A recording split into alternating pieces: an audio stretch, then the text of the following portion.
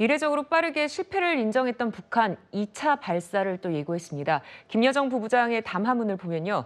머지않아서 우주 궤도에 진입해 임무 수행을 할 것이다 이렇게 강조를 했는데요. 김용현 교수님, 네. 2차 발사 시기를 놓고서 좀 의견이 분분한 것 같습니다. 네.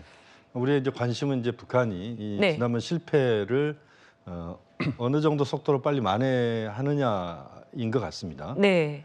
전체적으로 보면 통상의 미사일 발사가 또는 인공위성 발사가 실패할 경우에 6개월 또는 1년 정도의 시간이 걸립니다. 그러니까 그동안 이번 발사에서 실패했던 이유가 엔진에 문제가 있을 수 있고 또는 네. 단분리에 문제가 있을 수 있기 때문에 거기에 대해서 또 액체 연료에 이번에 연료 계통에도 문제가 있다라고 북한이 시인을 했거든요. 그렇게 보면 그러한 기술적인 문제들을 해결을 해야 되는데 이것이 통상적으로 보면 6개월 정도 또는 1년 정도 걸린다 이렇게 볼 수 있습니다. 네. 다만 이제 북한 입장에서 보면 7월 27일이 전승절, 북한은 이제 전승절을 이야기합니다. 우리는 이제 휴전협정이 체결된 날짜가 1953년 7월 27일인데 북한은 이제 전승절이라고 이야기를 하고 있고 전승절을 중요한 국가 명절로 북한은 보고 있습니다. 그리고 전승절 때 보면 열병식도 10년 단위로 하고 이번에 이제 70년이 되는 해입니다. 네.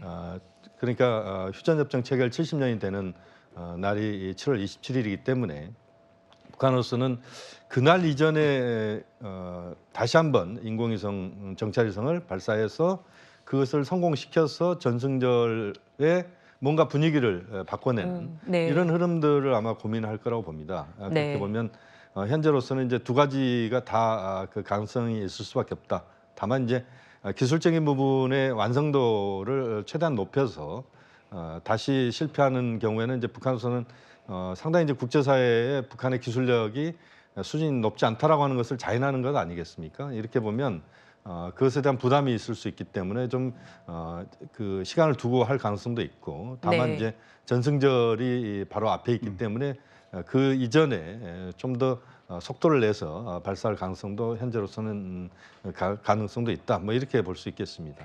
네.